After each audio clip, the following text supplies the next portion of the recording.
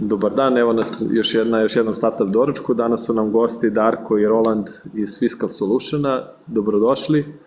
Dobrodošli u Niš, drago mi je da vas vidim ovdje. Hvala na pozivu. Da, baš nam je ekstra drago i onaj muzej dole vam je fantastičan, samo da. Da. U suštini naši prvi utisci su pozitivni, čak i bolje nego što smo mislili. Čuli smo neke informacije, ali sad uživo kad čovjek vidi baš.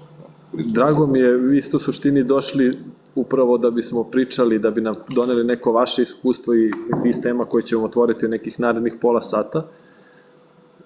Mi smo već počeli da pričamo o nekim odnosima, o saradnji, čak smo se videli i u Lisabonu, tako da je dosta tema otvoreno. Vi ste videli kontekst, juče ste stigli iz Novog Sada, je li tako? Tako da videli ste kompanije koje su tu, pretpostavljam da će njima nešto biti zanimljivo, pa možemo da pričamo i da vi njima prenesete iskustva, s obzirom da je i naša tema kako stići do internacionalnih tržišta, pa ništa, ajde dobrodošli još jednom i eto možete ukratko nešto da mi kažete vezano za vašu kompaniju i čime se bavite i kakvi su neki vaši planovi. Super, hvala. Možda da krenemo sa predstavljanjem nas po osoba. Možda ti da krenete, pa onda ću ja. Mogu ja reći. Ja sam Roland Ališevski, ja sam počeo rano da se bavim računarima, to mi je bio hobi na osnovnoj školi. To je bilo 86. kad sam kupio računar, još se sećam, bio je 26. novembra. Dakle, kad sam kupio prvi računar i godinama se tim bavio, završio sam srednju školu računarsku u Novom Sadu gimnaziju i onda posle elektrotehnički fakultet. Ja sam radio par godina u outsourcing firmi, nekoj gde sam dosta tehnologija prošao i na kraju sam se našao sa kolegom Darkom, još jednom koleginicom koja nije prisutna, i onda smo nekako počeli firmu. To je nekako neki, kažemo, zbiljniji početak. Pre toga sam promenio, par nekih firmi gde sam prošao kroz različite teme. Inače, 19 godina već zajedno, što isto tako nije baš tipično ni za start-upove, ni za kompanije, da jedna menadžmentska struktura i vlasnička struktura ostane tako dugo, isto što je kod nas slučaj, ali pričat ćemo i o tome kasnije. Ja sam Darko, rođen u Novom Sadu, živeo u Slavonskom Brodu, studirao elektrotehniku u Nemačkoj, zajedno s Rokijem onda otvorio kompaniju i danas u principu živim na relaciji Hamburg-Novi Sad, tako da je, i radim na toj relaciji, tako da mislim da će biti vrlo interesantno danas da pričamo o internacionalnim tržištima, zato što u principu mi kao kompanija i ja kao osoba smo vrlo internacionalni. Znači 99,9% mušterija su nam internacionalne mušterije, a krenuli smo kao startup iz Novog Sada. Tako da mislim da će vam ta priča biti vrlo interesantna. Imam 2 psa i 2 mačke, znači Zoom meetingsi su mi jako teški za održati ih, ali čisto da znate i to se može. 4 dece, tako da je buka u kući uvek nešto se događa. A danas ćemo vam pričati priču iz pravog života. Znači, na kraju ćemo pričati o 3 saveta, naravno kako mi to radimo, ali mislim da ćemo dati 33 saveta. Zašto? Zato što ne postoje 3 saveta. Ja sam u principu ovaj naslov izabrao da bi imao neku vrstu clickbaita, kao što na YouTube-u, 5 saveta kako da postanete bogati za 5 minuta. Neće biti baš tako jednostavno, ali ne ni tako problematično. Znači, ono što bi želeo danas, odnosno nas dvojice, da vam prinesemo, je tema kako se postaje internacionalna kompanija. A to nisu samo 3 saveta, to je malo više, što nije uopšte nažalost, nego je dobro. Mislim da imate jako lepe predispozicije da upravo to i ostvarite, a ja ću vam pričati i mi ćemo vam pričati o našim iskustvima i koje smo probleme imali, s čim smo se susreli i na kraju ćemo nekako i završiti na 3 saveta, ipak sam ja to probao, onda posle te stvarno i budu 3 saveta i možda na kraju jedan savet koji se tiče LinkedIna, zato što nam je LinkedIn jedan od jako važnih platformi na osnovu kojih dolazimo do lidova i kupaca, pa ću vam tu ispričati kako mi to radimo. Pošto u doba korone, naravno, i svega što se događa, morali smo naći alternativan način prodaje, a LinkedIn nam je pomogao. Ali mislim da je današnje vreme lakše ipak nego pre 19 godina. Apsolutno. Što je uopšte strano tržište mnogo bliže nego pre 20 godina, to je bilo nekako mnogo teže zakazati i popiti kafu s nekim. Da, danas je u doba interneta nekako sve ti globalno selo, sve nam je dostupno, za 2 minuta može da se dogovori sastanak. Dobro, operativni i sastanci su u redu da se dešavaju online, ali čini mi se dok se ljudi ne vide, strateški dok ne razgovaraju, nekako ne može. To je najveći uvek izazov doći do čoveka i naći njegovih 5 minuta. Znači nije problem tehnički realizovati sve to, nego uopšte kod nekog izazvati pažnju i da uopšte uspemo da zakažemo sastanak. Kad smo već krenuli od LinkedIna, od kraja prezentacije, pročitao sam jednu jako interesantnu usporedbu sa LinkedInom, odnosno šta je LinkedIn, objašnjenje LinkedIna.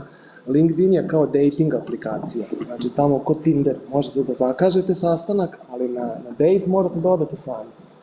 Znači to nije završetak, to je početak. Tako da tu treba malo da se promeni perspektiva, što mlađe generacije možda to baš u momentu tako i ne doživljavaju, nego razmišljaju da mogu da završe sve od početka kako su krenuli virtualno, a nažalost to baš nije moguće.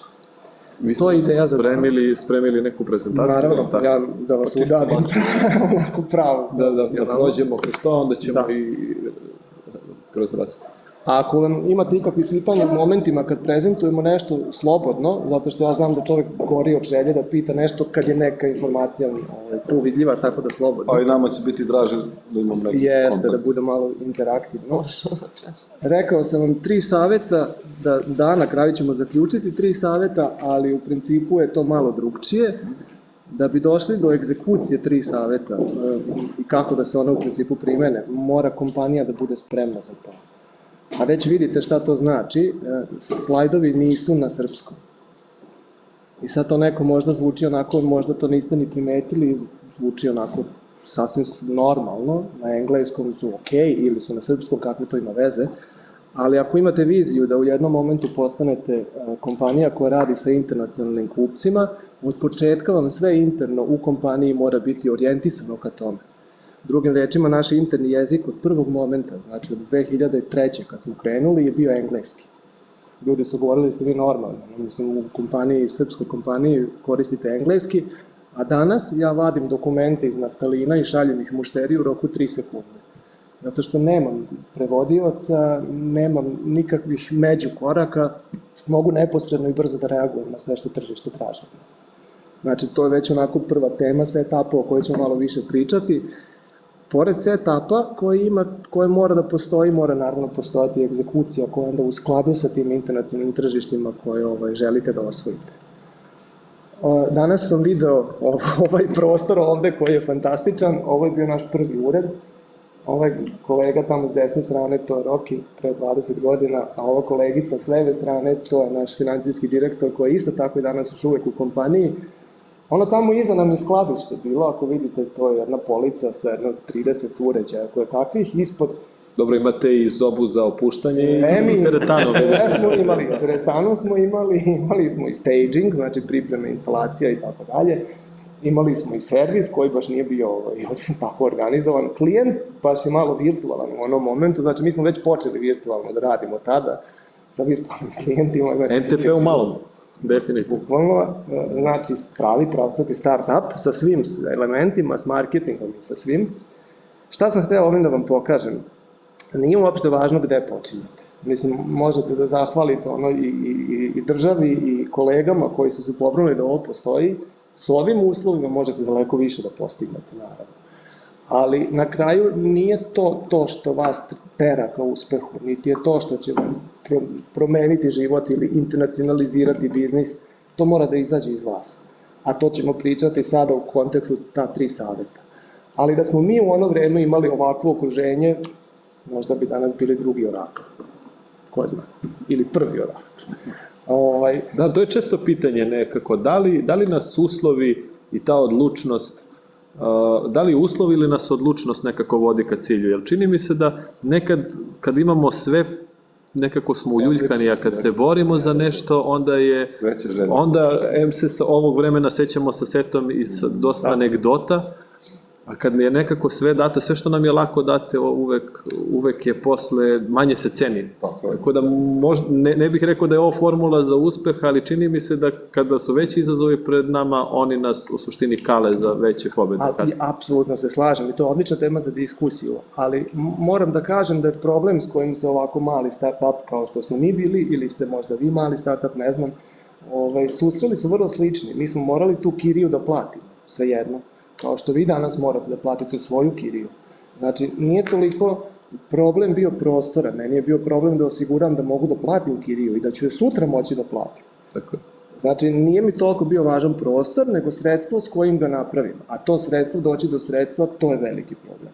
I to je ono to je kontinualno. Jeste, to je ono što je problem. A neko ima sreće pa osigura sredstva za super prostor, a neko ima manje sreće pa skrene iz garaže ili još gore nego što je ovo. Tako da čovjek mora onako na kraju da se nosi s problemom kako da ovo financira, a ne sa samim prostorom. Ali slažem se da je tema za diskusiju fantastična i ja sam inače pristalica toga da se manje da, pa da se više grize. Svako ima svoje sudbe.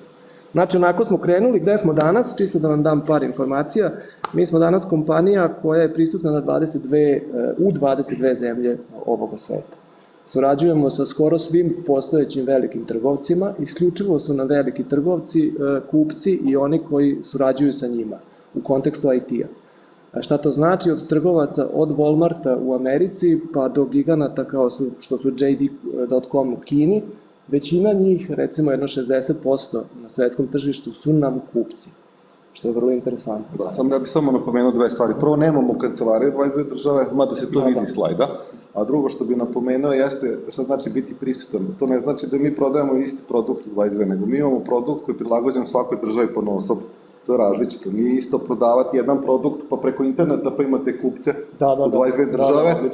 Tako? A mi znači, imamo produkt koji je jedan složen sistem koji se pravi praktično za svaku državu ponaosob pojedini moduli. Znači, u suštini mi smo prisutni sa produktom koji je customizovan za 22 države. To je velika razlika, odnosno da imate kupca da prodajete, ne znam, neku sliku na nekom Evo primer, sajtu pa da prodajete. Da li krećete od produkta pa vidite kojoj državi je najlakše to prilagoditi ili krećete od države koja ima veliki market koji obećava pa gledate da onda prilagodite? Super pitanje, ajde moramo ući u strategiju i filozofiju kompanije.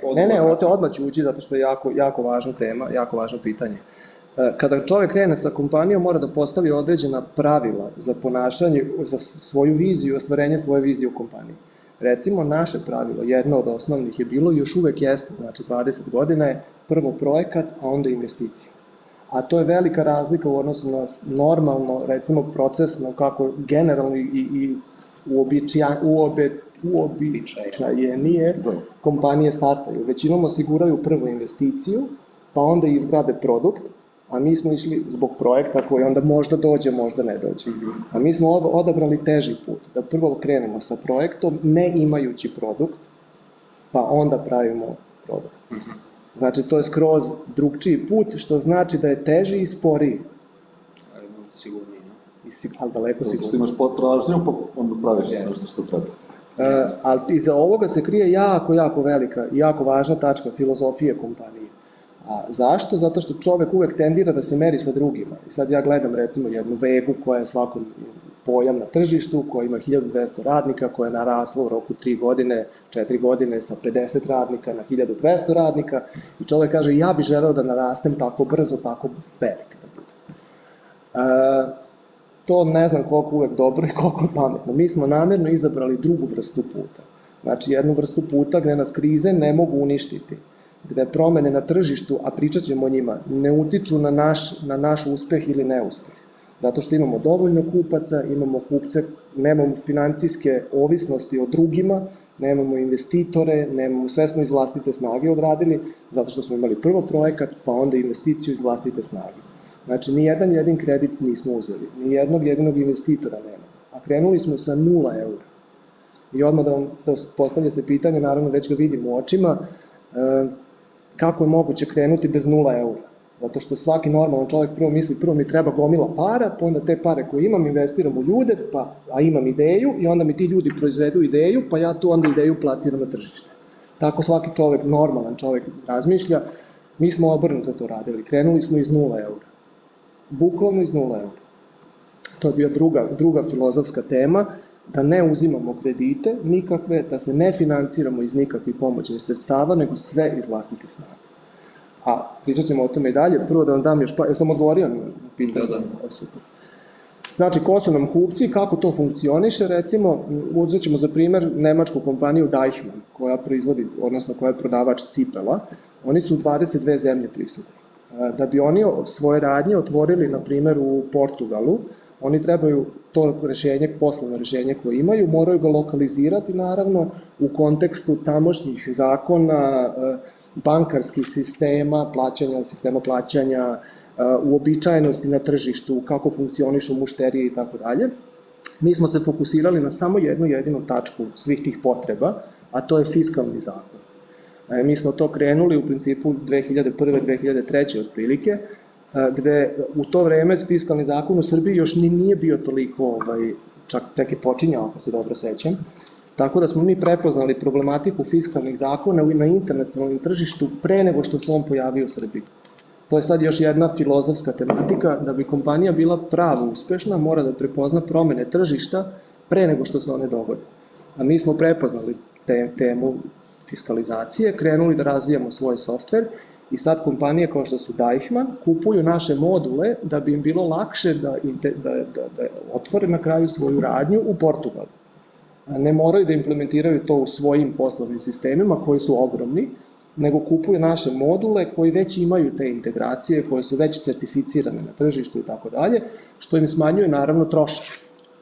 I sad dolazimo do treće tačke koja je važna u smislu set-upa kompanije. Da bi kompanija bila uspešna, mora da rešava konkretan problem.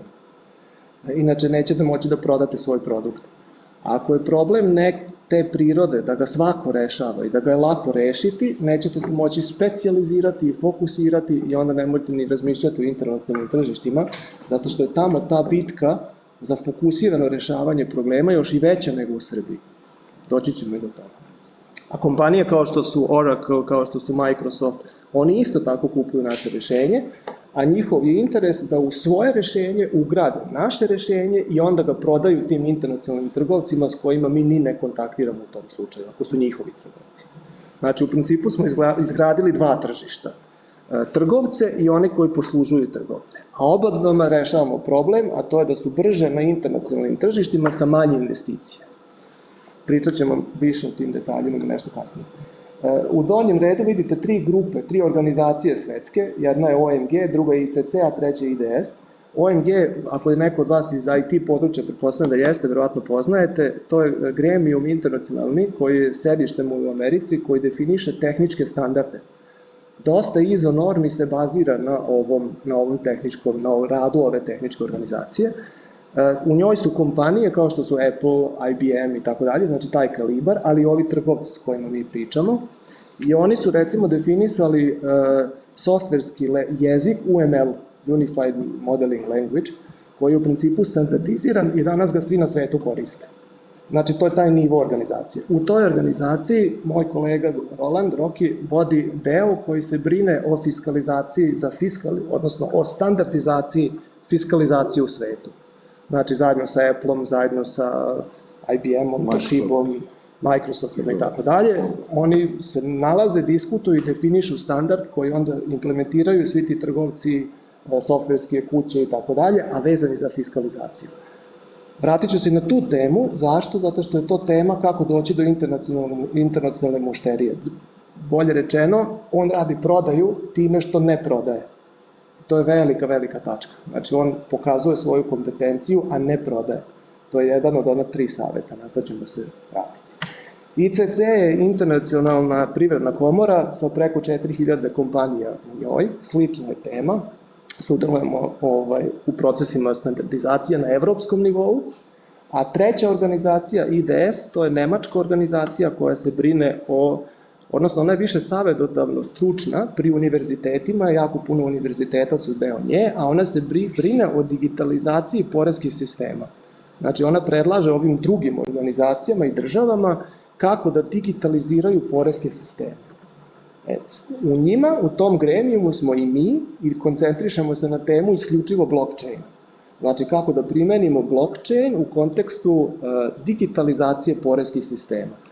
To su više naučni radovi koji onda u principu izađu kao savetodavno delo za ove ostale organizacije ili recimo za vlade, da bi mogli imati, na primjer, analizu da li je upotrebljiv blockchain u kontekstu poreskih sistema ili nekih drugim poresko relevantnim temama. Još jedno pitanje, samo izvinite što se prekidam. Super.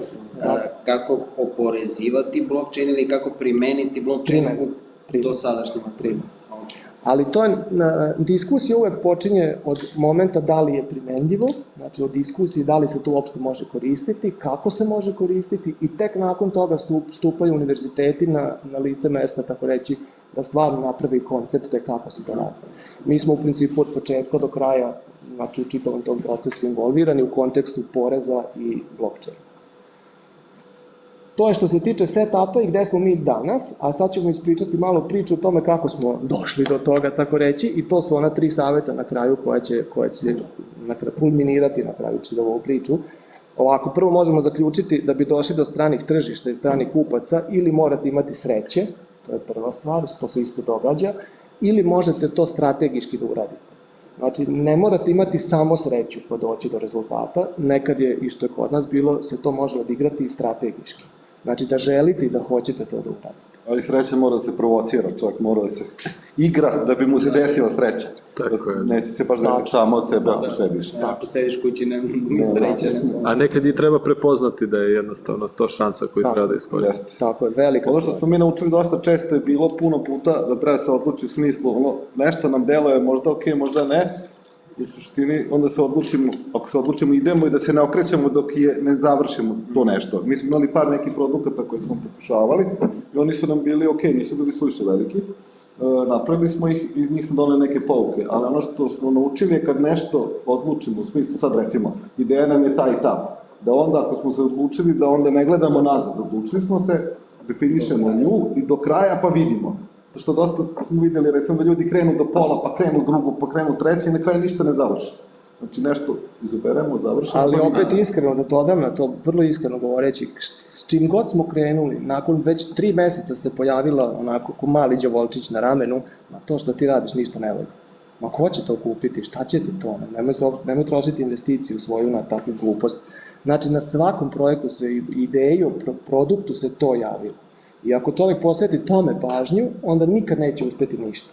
Znači, mora da krene i unatoč tome što svi kažu, ma pusti to, ne valja ti to, nemaš tržište, nemaš prođu, nemaš marketing, nemaš investicije, nemoj se baviti time, unatoč tome mora čovjek da gura, jer ako ne gura, nema šanse, svakako nema šanse. Fokus i posvećenost. Apsolutno, apsolutno. I dobro i naravno čak treba malo da istražimo, što desilo se i par puta da nismo istraživali, nego smo rekli, ajmo. To smo I onda smo ispekli zana da ipak To su već tehnike, a ovo je neka odlučnost kojom... Tako je mentalitet. Tako je kombinacija svega. Onda, ako se uhvatite u koštac sa svetom, što vam je cilj onda u ovom slučaju o čemu mi danas pričamo, morate biti svesni da sve to što ste vi izmislili sada već postoji. Znači, jako je teško biti novi Bill Gates, skoro pa nemoguće. Mislim, čovjek se rađa s tim genima jednom i rađa se. Da ste vi ti, ne verujem. Da sam ja taj, nema teorije, nema šanse. Znači, sve to u svetu već postoji.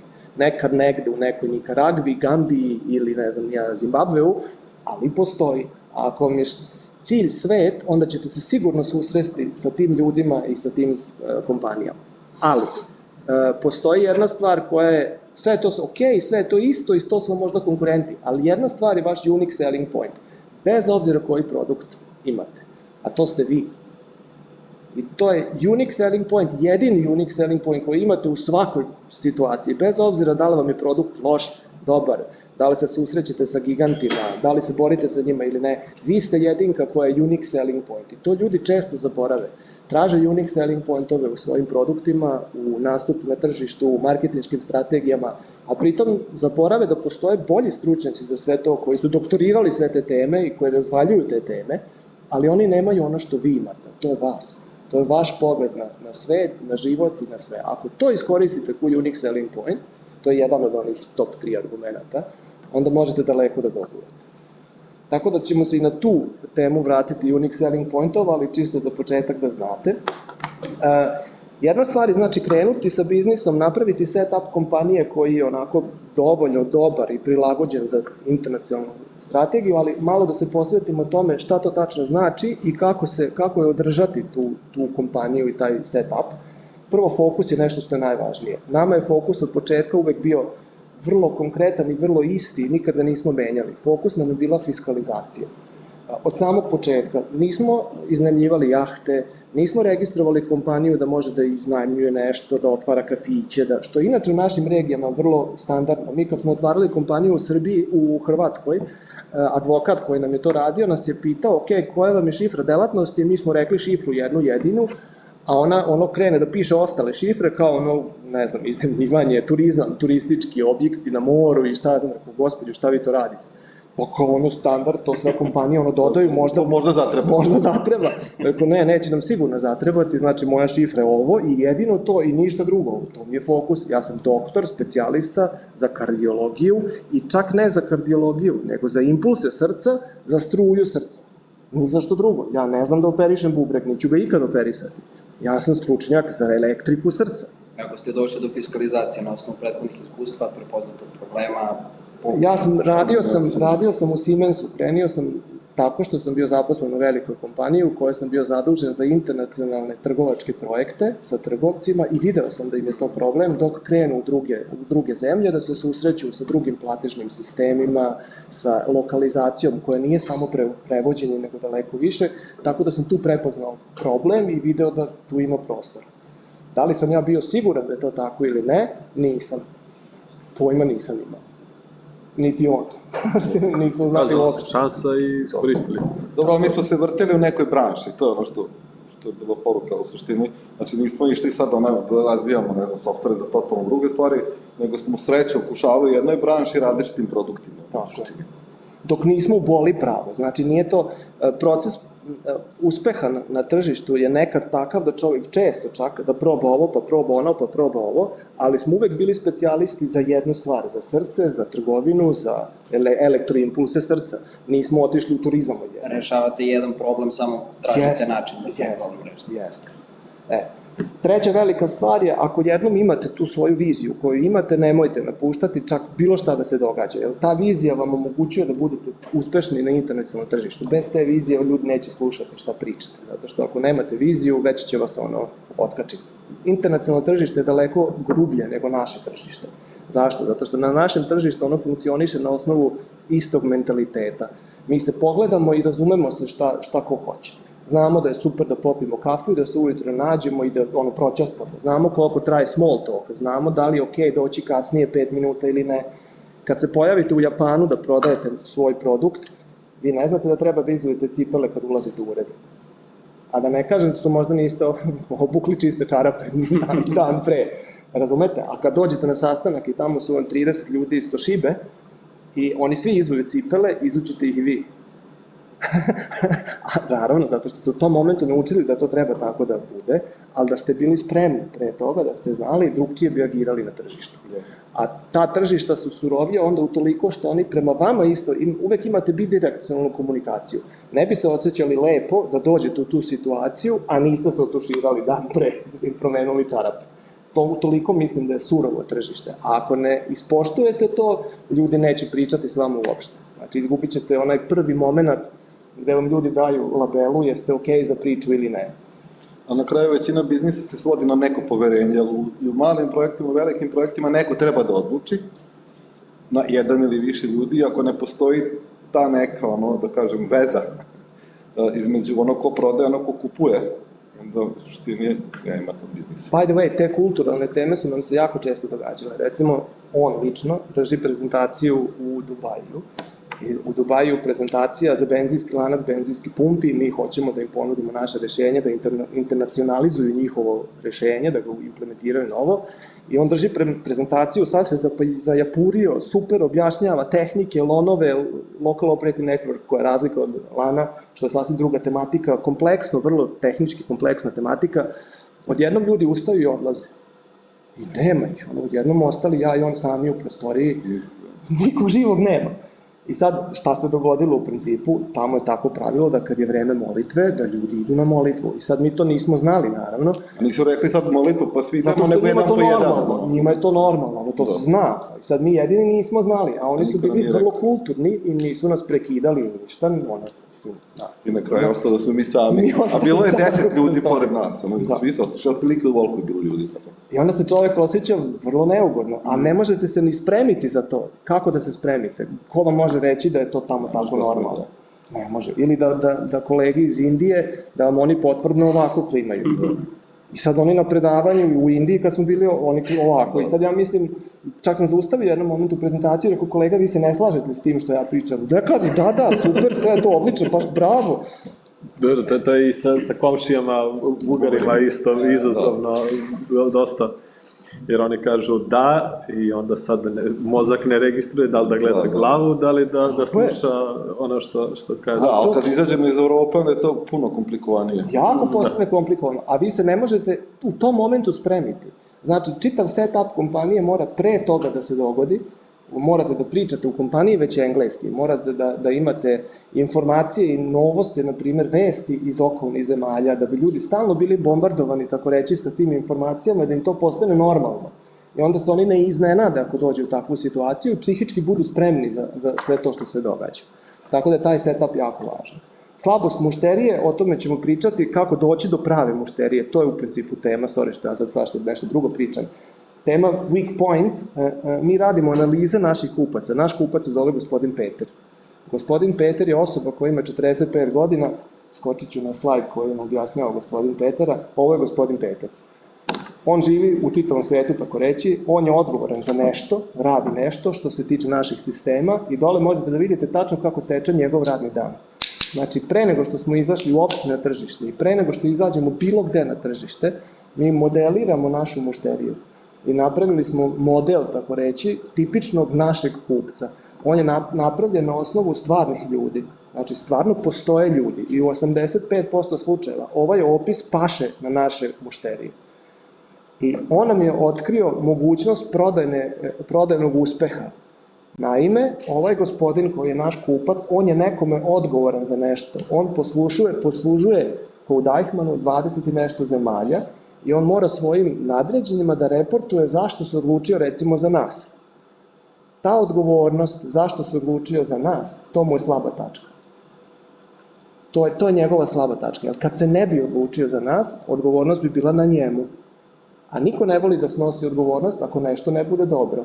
Znači, šta mi prodajemo? Mi ne prodajemo softverski produkt, mi ne prodajemo rešenje problema, mi prodajemo preuzimanje odgovornosti. A to je ono što ljudi hoće da kupe. Zato se odlučuju za nas, a ne zato što je naš softver super. Nije super. Imamo bakova, da vam ne kažem koliko. Ne znam kao tajna. Arhitektura ništa ne valja. Verujte mi, stvarno ne valja. Postoji 100 puta bolji arhitektura, modernijih arhitektura i svega. Ali šta je to što mi preuzimamo? Mi preuzimamo odgovornost za čoveka koji mora da odluči s kim će da radi nešto. Znači, mi izgradimo poverenje sa tim čovekom, mi mu pokažemo znanje, mi mu pokažemo da šta god se dogodilo sa njegovim biznisom, da smo mi ti koji mogu da mu pomognu, a pošto smo usko specijalizirani na srce, na kardiologiju i na impulse i radimo u svim onim organizacijama i sa svim onim kupcima, onda nam je lakše poverovati. Onda čovek kaže, pa ako ti u OMG-u definišeš standarde koji čita svet, onda to koristi, pa ne možda ne znaš, sve i da ti ne valja softver. Ti sigurno znaš.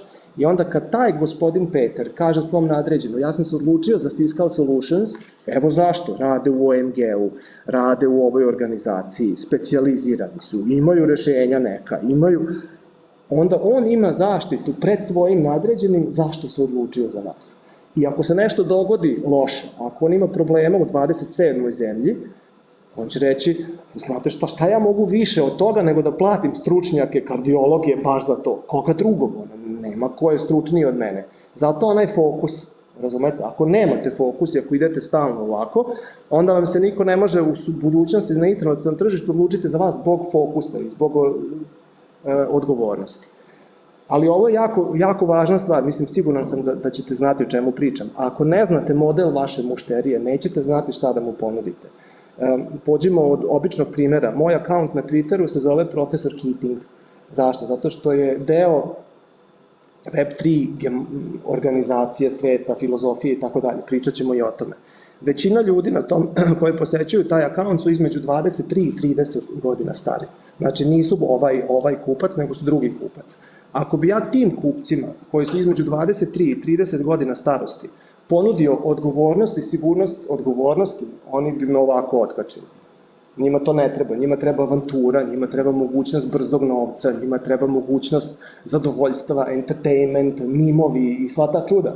Ovome treba sigurnost, on je 45 godina, on ima porodicu, ima decu, ima nadređenog, on neće da izgubi posao, a ovaj sa 23 on bi da rizikuje. Zato je jako, jako važno znati ko vam je kupac, istražiti tržište i za njega ciljano, bukvalno raditi strategiju. Naš se čak i zove gospodin Peter. Ali mi imamo dva kupca. Imamo internacionalnog kupca, taj nam je glavni, imamo nacionalnog kupca, a to je unutarnji kupac, a to je naš kolega. Znači, svaki od naših radnika u našoj kompaniji je i naš kupac. Zašto? Zato što ja i njemu moram da prodam nešto. Moram da mu prodam, ko što sad vama prodajem sebe, nas dvojica, tako i njima moram da prodam sebe, da im kažem kako sam ja i kompanija koju sam napravio super, da bi ostao kod mene. Jer postojite i vi, a vi ste moja konkurencija u tom kontekstu, zato što ste vi možda bolji za nekog ko će kod nas možda da radi ili neće, pa će otići kod vas. Znači, ja imam i interno kupce i oni mi se zovu Marko i oni imaju profil koji bi ja želeo da imam u svojoj kompaniji.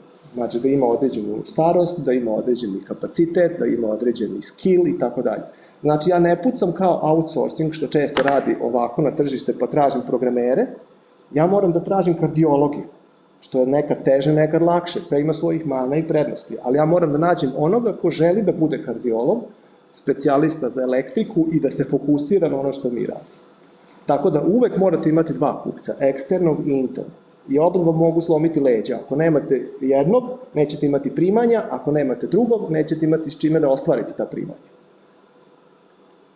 To su već više od 3 saveta za uspešnost, ali šta da radi. To idemo kući. Dođemo do teme, pošto sam spomenuo profesor Keatinga, zašto mi to radimo i šta mi tu tačno radimo. Web3 je tema o kojoj u momentu svi pričaju. Ako svi pričaju o nekoj temi, nešto ima u njoj.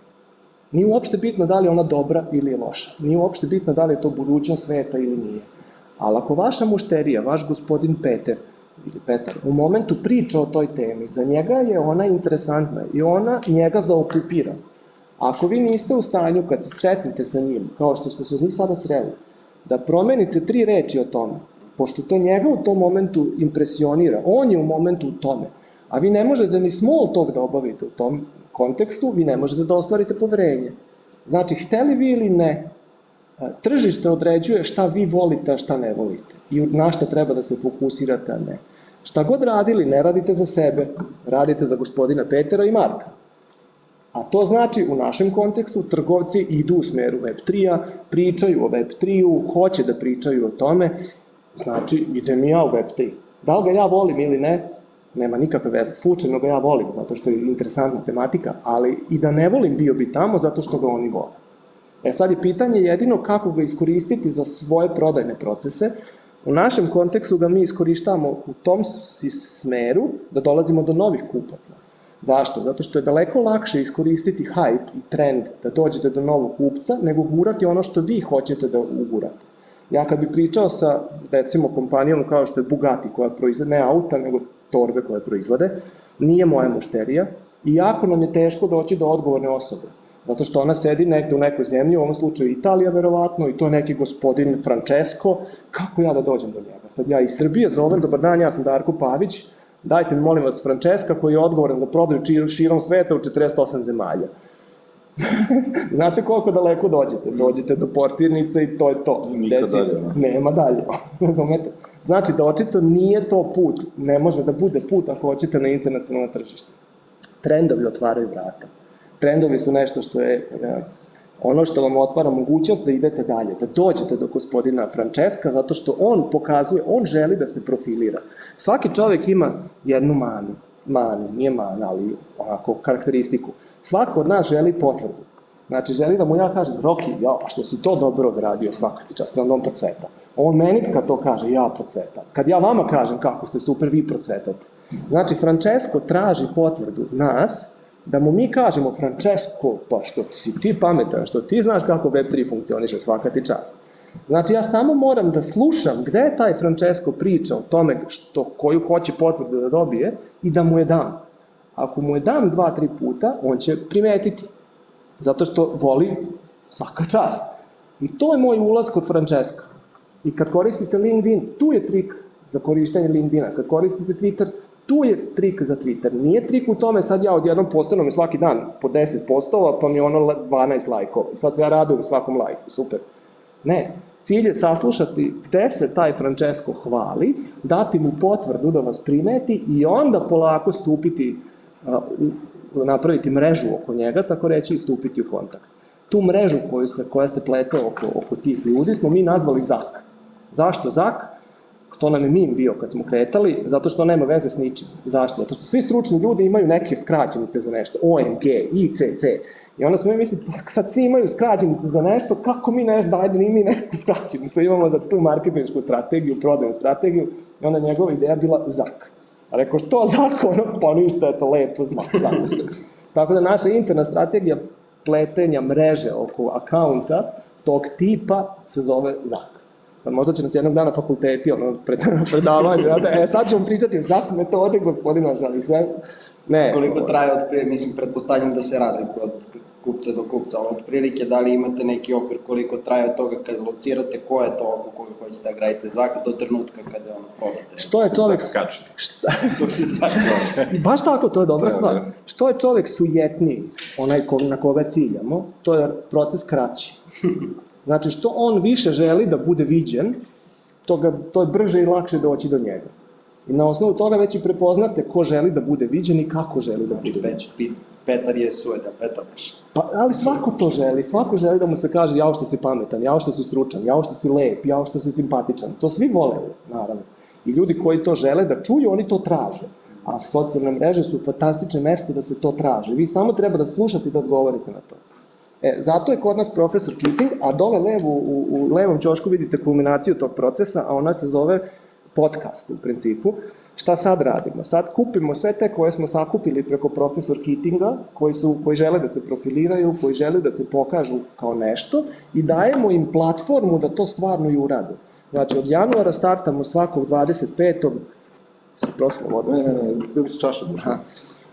Dajemo im platformu, znači svake srede, svake nedelje ćemo jednog od tih ljudi koji žele da budu sujetni, da se pokažu, dati im mesto da se profiliraju, pošto sad već imamo i reach, ima 30 ljudi koji ne slede na jednom akauntu, 10.000 na drugom, znači već su gomile ljudi i sad nam je lakše dati im reach da pričaju o sebi. I sad se oni počinju lepiti u principu i odgovarati na pozive. Ne znam, Bugatti je dobar primer bio, sad će on, taj gospodin CEO Bugattija, će u sredu, ne znam sad tačno kog, 7. februara, nešto tako, biti nam gost, ja ću voditi podcast i pričat ćemo jednostavno o budućnosti Web3-a u trgovini. Ništa drugo, znači bit će small talk, ćaskanje, kako on vidi svet u Web3-u i kako ja vidim svet u Web3-u. Znači, meni je cilj da dam njemu platformu da se profilira, zato što on to želi, on to voli, super, hvala. A meni je cilj da mu pokažem kako sam ja pametan. Da on kaže, joj, što ovaj momak super. A kad on to kaže, onda će mi biti lakše da prodam svoj produkt. Zato što će istu stvar reći kad bude otvarao radnju u ne znam nija gde, u nekoj zemlji, pa će morati da razmisli o rešenju koje će koristiti u toj zemlji. Zato Web3. Ja bih samo još dodao jednu stvar, da u našem slučaju je to dosta kompleksno iz jednog razloga što taj produkt što mi imamo, on je specifičan što njega neko treba kad mu država to propiše. Nije impuls kupovina, nego proces. Tako, nego proces. I onda smo imali slučaje da taj ZAK traje po 2-3 godine, a bukvalno po 2. Recimo, mi sam s Ikeom, dok nismo desili prvi projekat, na 4 godine smo petljali, pili kafu, družili se. Jer prosto, njemu je to trebalo kad je otvarao Srbiju. I to je bio klik. Ali kad se otvori Srbija, kad vidite novinama da se otvorilo Ikea, onda je već gotovo. Da. A vi ne znate kada oni počinju projekat. I onda smo mi 4 godine pre toga održavali kontakte povremeno i čekali smo momena da se desi. I onda kad se desi, onda smo leteli. A to je bukvalno kratko vreme, mesec, 2, 3 kad se odlučuje. Tako da u našem kontekstu slučaju, u našem produktu to dosta dugotrajno posao. Da vas ne davim puno, evo 3 saveta. Pošto smo obećali 3 saveta kao clickbait, evo 3 saveta. Prvo, nemojte prodavati. To je sad naravno svakome se to kao kako da ne prodajem, kako da dođe do kupca ako ne prodajem. Ne prodaje produkt, ne prodaje rešenje, čak ni rešenje problema, prodaje osoba. A ako osoba prodaje, onda prodaje njena kompetentnost. Znači, pokažite kompetentnost, a nemojte organizirati prodaju u smislu idem sad to prodajem, tašna mašna i kao sad ću ja zvati neko, to vam neće pomoći. Pokažite kompetenciju. Ispletite zak oko kupaca, a to je druga tačka u principu, budite tamo gde su kupci. Znači, ako vam kupci u momentu vise na LinkedInu, idite vi na LinkedIn. Nemojte misliti da je glup LinkedIn, neki je glup, šta vas briga je li glup ili nije. Ako su svi tamo, idite vi tamo. A ako su svi na Twitteru, jašaju na Twitteru 100 dana, idite vi jašite na Twitteru. Znači, uopšte nije bitno da li vi nešto volite, nego je bitno gde su vam kupci, zato ga morate znati gde je gospodin Petar i šta on radi kad se probudi i kad ustane i gde visi, da li visi na Twitteru, na konferencijama, na sajmovima ili ko zna gde, i idite tamo. Čak i ako ništa, budite cvećka, nije bitno. Znači, čak i ako ste negde u ćošku, evo tu ovako i sad tu primetit će vas ljudi, ne brinite ništa, znači, ali budite tu. Moj jedan rođak koji je isto samostalan, ima fabriku peleta u Bosni, on je rekao sledeću stvar, dok sam ja pored vatre, ja ću se ogrejati. I to je stvarno tako. Znači, ako ste tu negde gde se priča o parama, o biznisima, o onome što vi volite i želite da radite, nemoguće da se ne ugrejete. Tu je vatra, tu gori. Znači, to je ovaj drugi savjet. Strpljenje se ovdje. Treći je strpljenje, budite strpljivi. Ja znam da je svakom, i nama je bilo isto tako, kad ćemo sad prodati, daj mi neki kupca, nemam platu da platim, nemam kiriju, nemam da kupim opremu, nemam ništa, daj kad će više. Te momente izdržite jedino sa strpljenjem, doći će moment. Vi ste unique selling point, ako imate produkt za koji živite, čak nije neophodno ni da je najbolji, ima bolji produkt uvek, budite sigurni. Ali ako ste vi strastveni za taj projekat, za produkt, i ako je to deo vas, doći će moment. Ljudi to prepoznaju. Pa čak i ako ste cvećka koja je pored nekog prostora, vi zračite drugčije.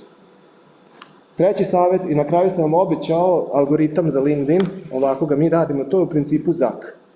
Kao prvo identifikujemo ko je naš gospodin Peter, ima ih puno, ima različite su naravno. Naše tržište je relativno internacionalno je zato što su centrale tih kupaca jako internacionalne, ali i nema puno. Mi smo samo na tier 1 fokusirani, samo na velike i njih ima relativno ograničen broj. Tier 1 to su u principu najveći internacionalni trgovci koji imaju više od 5-6 država, recimo, i uglavnom su veliki. To su IKEA, H&M, tako da ih na New Yorker i ti. I nije teško naći kompaniju, ali je teško naći osobu u kompaniji. Jedan H&M ima, 30.000 radnika. Jedan Walmart ima nekom... Ne samo to, nego strukturu uopšte nije ona klasična struktura, imaš ono IT menadžera, pa jedan, drugi, treći pa piramida, nego pogotovo ti Šveđani imaju često... Odličan primer. Jako kompleksno organizacija odlučivanja, tako da u suštini jako teško identifikovati ko je onaj ko donosi odluke, a ko je onaj ko prikuplja ponude ili prikuplja i istražuje tržište. Pazite kako IKEA i švedski kupac, kako oni odlučuju. Jako su demokratska kompanija i oni u principu u momentu odlučivanja ili nešto pre odlučivanja sastave gremij od ljudi koji su na neki način involvirani u tematiku nakon te odluke, koja implicira nešto, i ti ljudi su u tom nekom demokratskom gremijumu da donesu odluku. I oni donesu odluku i raziđu se. To znači, šta to znači za sve nas? To znači ja ne mogu da promenim ništa više. Znači, ja ne mogu da kažem sad nije dobro da mi bude žuta boja dugmeta na blagajni, treba da bude crvena. Znači, nije vam bitan samo Peter, nego i... Tu Peter dobiva drugi izgled, tako je. Više njih, da. Ne, skupi se, znaš, ja sam recimo bio u Beogradu kad se pre nešto otvorilo, recimo, kada se pravio setup IT-a za IKEA u Srbiju, oni se skupe, dođu iz Švedske, ne znam, dođu iz Rumunije, zavisi koja je oblast. 110 ljudi, prođe se, recimo, mi smo 6 sati smo sve diskutovali i onda u principu donošena odluka, idemo tako, idemo s tim redom, napravljeni zapisnik i to je to. I to onda nema, ne okreće se ljudi, nego idu tako. I kako sad doći do čoveka u toj grupi, preko LinkedIna, koji ima najveću moć odlučivanja u toj grupi? Zato što svaka grupa funkcioniše tako da imate neko koga svi slušaju, to je prirodno. To je neka ta vrsta vibracija. Najveći autoritet koji ima. Jeste, neko ima autoritet, čak često i nije neka osoba koja je direktor ili ne znam nešto. Većinom su to ljudi koji su stručni, koji su najstručniji. U njih svi gledaju, mi filozofiramo i da ne kažem za šta radimo, a on je stručnjak, on je kardiolog i on samo kaže ne. I nema priče više, gotovo, Zašto niko neće preuzeti odgovornost? Ko će preuzeti odgovornost? Ako stručnjak koji je za kardiologiju kaže kako To nam je rizično, neće niko preći preko toga. Jer ako on kaže hoću, a to je rizično, on snosi odgovornost. Ni vlasnik kompanije neće to uraditi. Evo, ja vam prvi to govorim. Nikad to ne bi uradio. Zašto? Zato što on na kraju treba to da izvini, ja sad stalno na tebe pokazujem. Znači, taj stručnjak treba to da implementira. A ako mu ja kažem kao nadređeni gazda, vlasnik, šta god, ti to uradi, kako će mi on to uraditi i šta će uraditi. Nije sigurno pametnije reći, ok, ti si stručnjak, ti si rekao, idemo kako ti kažeš. Ali onda on snosi odgovornost. A to je slaba tačka za prodaju. I njega morate naći, tog koji snosi odgovornost. To je prva tačka na LinkedInu, nađi njega. Znači, tog koji je stručnjak za to. A onda idemo sa zakonom. Onda promatramo, prvo ja lično to isto radim, jako rado, promatram najmanje 3 meseca šta on radi. Šta postanuje, gde postanuje, kako postanuje i približavam mu se pažljivo, idem ko maca oko vruće kaše. Samo mu malo lajkam, pa mu pošaljem poruku, ono great, pa odgovorim, pa ono that's nice, pa... Znači, ništa posebno, ne ulazim u velike diskusije, ništa, samo da vidi da je tu neka budala koja stalno prati šta on radi. I onda, šta se događa? To je čista psihologija. Ja svako jutro volim da idem da trčim i prolazim pored jedne autobuske stanice. Na toj autobuskoj stanici je jedna gospođa koja je starija. Ta gospođa ide na posao. Ja sam svako jutro toj gospođi rekao dobro jutro. I nije potrebno, 3 nedelje ja sam stao da popričam sa njom i mi smo pričali ko da se poznajemo, ono, već 100 godina i ona meni, ono, žali se, ne znam nija šta se događa, kasniće na posao, gazda će se ljutiti, ovo, ono, samo zato što sam joj svako jutro rekao, ej, dobro jutro. Uprotrčavajući, znači čak nisam joj posvetio ni veliku pažnju, nego jednostavno dobro jutro. To je ta psihologija, to je ta strategija. Ona funkcioniše na LinkedInu perfektno i na ostalim mrežama. Onda počnete da postanujete istu stvar kao što i on postanuje. Znači, vrlo slično, platite šta on radi, napravite time delay i postanujete sličnu stvar. I dogodi se situacija da, pošto vas algoritam gura tako, on vas vidi šta vi postanujete, a pošto sam postanuje nešto i želi da se profilira u tom smeru, on će reći, vidi što ovaj pametan. Znači, uopšte nema veze da li vi to stvarno mislite ili ne, ali ako on stalno postanuje kako je jako lepo imati zimu i sneg i vidi kod mene da ja kažem sneg, zima je super, on će reći, pa ovaj čovek mi odgovara, na isto smo vibraciji, tu smo, volimo sneg. A znači, a ništa mu nisam poslao, nisam ga pitao, evo, ćeš kupiti moj produkt. Ništa još, nemojte slučajno to da uradite. To nema onda sa par meseci se ispostavi da vi baš imate proizvod koji je njemu potreban. Sasvim slučajno. Spojila vas je viša sila, da. A uopšte mu ne kažeš ništa. Ni u jednom momentu. Znači, od te bliskosti koja se stvori kroz dobro jutro kako ste, pa do bliskosti koja se stvori preko toga da imamo isti interes, volimo sneg, zimu i tako dalje, pa do stručnosti koju ja s vremena na vreme pokažem, koje su njegove bolne tačke, trgovina, problemi, padaju marže, ne može da zaradi dovoljno, a ja počnem da kukam kako se razvija trgovina u lošem smeru, kako to baš nije dobro, onda on kaže, vidi, on razume moj problem. I onda ja polako unosim svoju stručnost u sve to, on je primećuje i u jednom momentu te zove kupac, nama se to evo sutra bukvalno događa, ta isti ovaj koncept, isto sve, za ugovor u 22 zemlje, zato što misle i znaju da mi možemo da odradimo to što njima treba. I nema više diskusije, nema predstavljanja, nema ono da ja sad njemu pričam ko sam, šta sam. On ima osjećaj već da zna ko sam ja. To vam je recept za socijalne mreže. I time bi ja završio današnje izlaganje. Nadam se da vam je bilo ok, interesantno. Real life u svakom slučaju.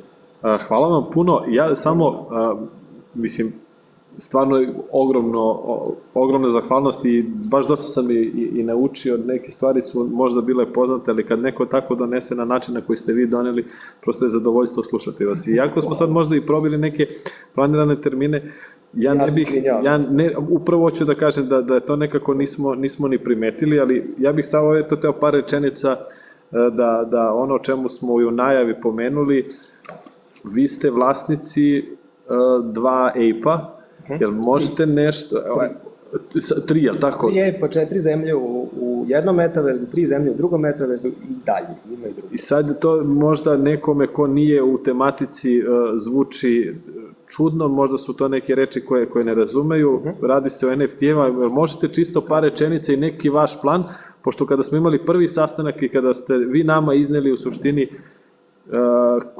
koja je komercijalni potencijal tih ape-ova, ja sam nekako bio oduševljen i voleo bi da to je i šira zajednica. Vrlo rado. Juče smo imali panelsku diskusiju na sličnu temu, znači tema je bila NFT-ovi kao motor kreativne industrije.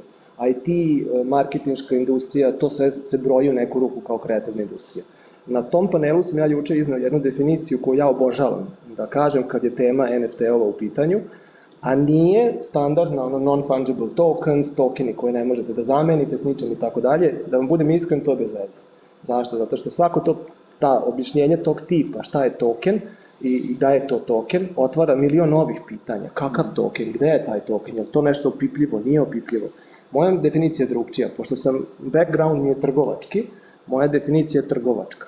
NFT je pametan način obeležavanja sredstava. Pametan način obeležavanja. Šta znači pametan? Mogu da uguram softver u obeležavanje, da ga napravim pametnim. A šta znači obeležavanje? Mogu da ga jedinstveno obeležim, da ga uvek mogu ponovo iskoristiti na neki način.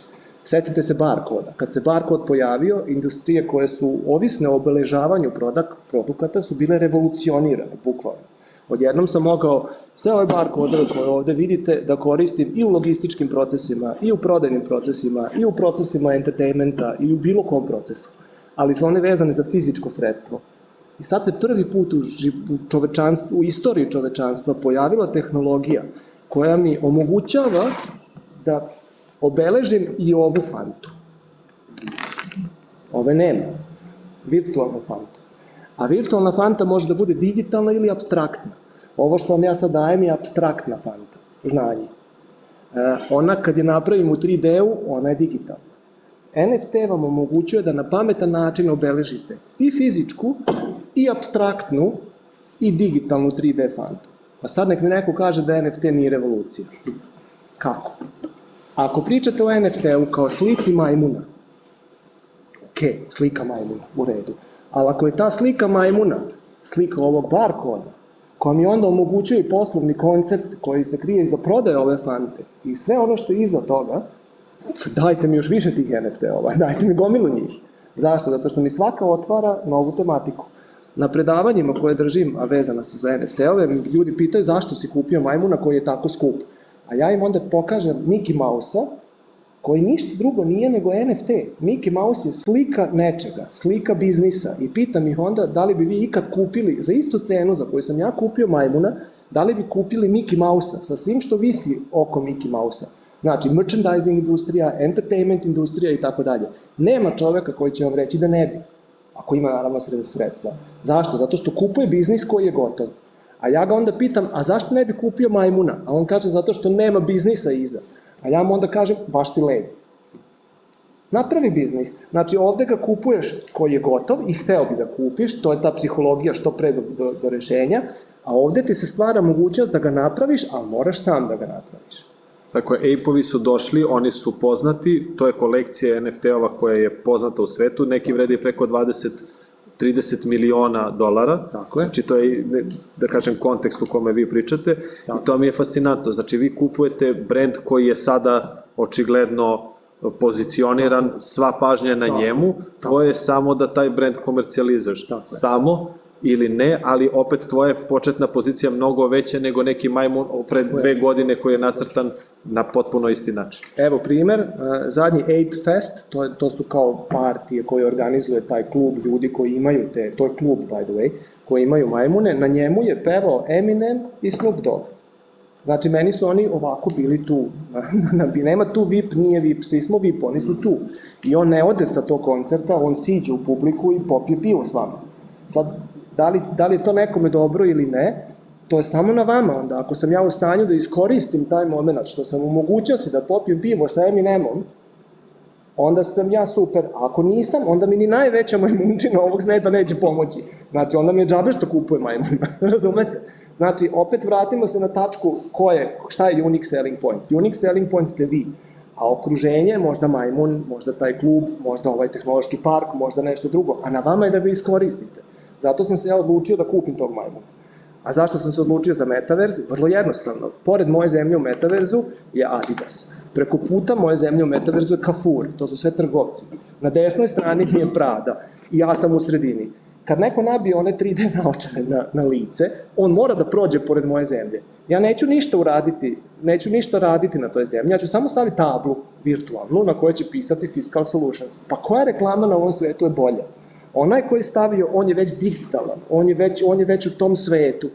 I on će ići, on mora fizički da prođe, jedino ako beaming, pa onda neće naravno, ali verovatnoća je jako velika da će proći i pored moje zemlje. Pa nema jeftinije reklame od jednog itera za zemlju u momentu u sandboxu, jedan iter vam je u momentu $1200. Koju reklamu na ovom svetu možete da platite danas $1200 da vas vidi ciljani kupac? Nema šanse, svaka dodajete barem još jednu nulu iza. Zato sam ja kupio. Ne zato što ja hoću sad da budem u metaversu, sad ja nešto. Nego imam reklamu, prolazi pored mene, a pored vatre sam. A setite se one izjave, ko je pored vatre, on se i ogre. Eto. Svaka vam čast, stvarno svaka čast. Hvala vam puno na tome što ste bili naši gosti. Neverovatno, mislim, upravo to, iskreno i posvećena priča oseti se, tako da to je moj najjači utisak sa ovog startup doručka. Sada ćemo da odjavimo ovaj deo koji se tiče snimanja, koji ide na društvene mreže i prelazimo u neformalni deo. Hvala vam puno još jednom. Vrlo rado, hvala vam što ste bili tu i što ste slušali sve ovo dovoštine. Vidimo se, čujemo se. Nadam se da vas nisam udavio.